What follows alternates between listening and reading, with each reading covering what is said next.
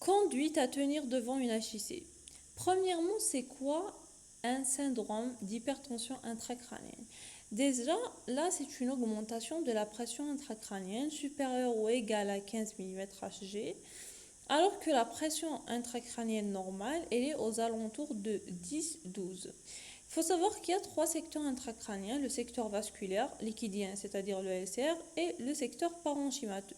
Et toute augmentation de l'un de ces secteurs va donner avec le temps, après donc les trois phases, une phase de compensation où on a donc, exemple, euh, vous avez le parenchyme qui est augmenté par une tumeur ou autre, les autres secteurs, ils vont diminuer pour avoir une compensation.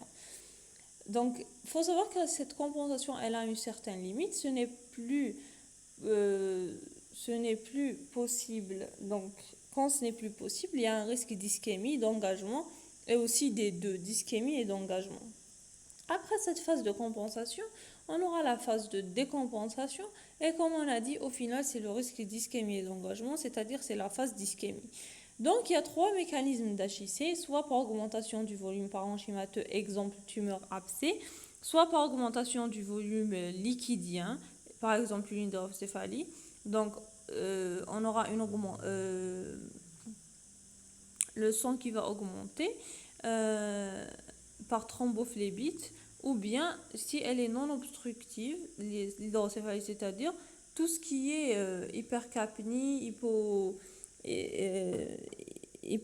hypothermie, hyponatrémie, etc.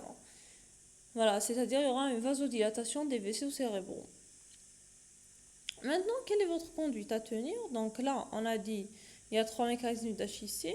C'est selon le secteur qui y est augmenté.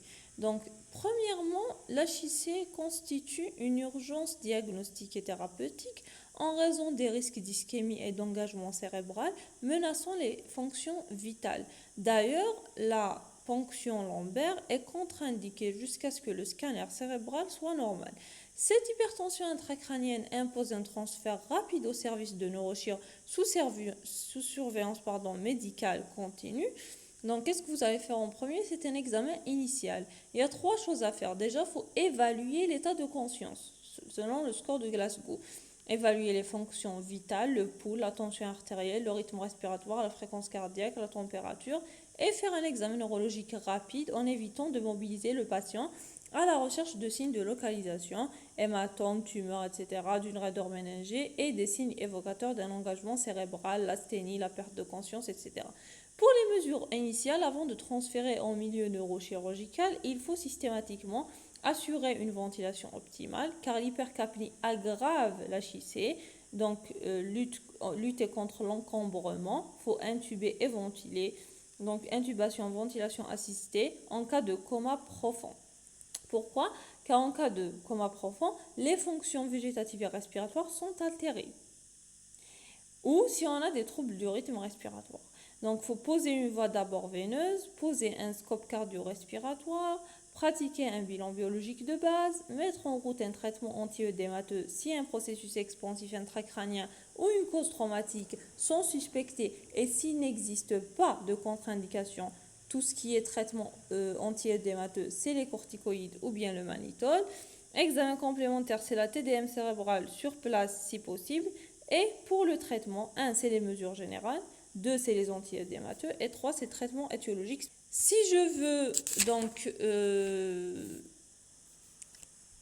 si je veux dire plus sur le traitement, les mesures générales, c'est la surélévation de la tête du lit donc, et du corps, de la tête et du corps de 15 à 30 degrés pour augmenter le retour veineux et diminuer cette pression vasculaire sur le cerveau. Aussi, intubation, ventilation assistée s'il y a un coma profond ou des troubles respiratoires. Un traitement antipyrétique en cas de fièvre.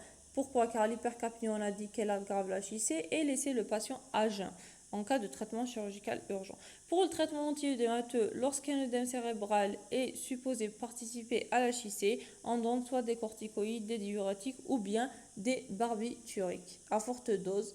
Donc là, ils sont réservés aux cas graves résistants aux autres traitements.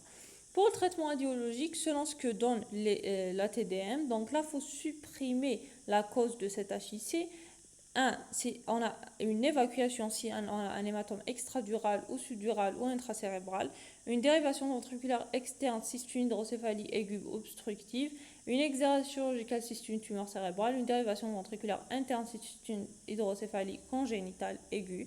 Donc là, on va faire une dérivation péritonéale ou lombopéritonéale. On va donner un traitement antibiotique en cas de méningite et un traitement anticoagulant en cas de thrombophlébite. Thrombophlébite, c'est parmi les causes d'une augmentation du volume vasculaire, comme on a déjà dit auparavant, et je vous remercie.